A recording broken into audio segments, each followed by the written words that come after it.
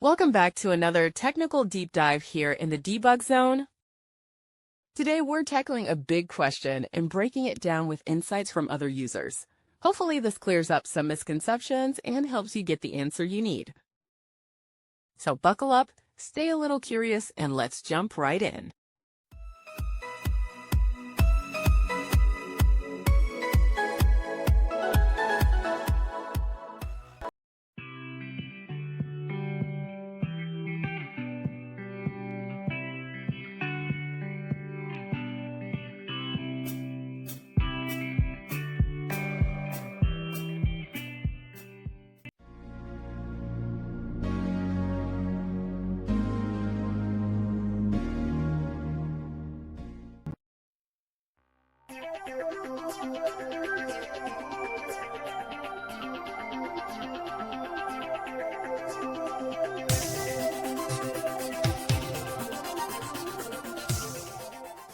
And that's a wrap.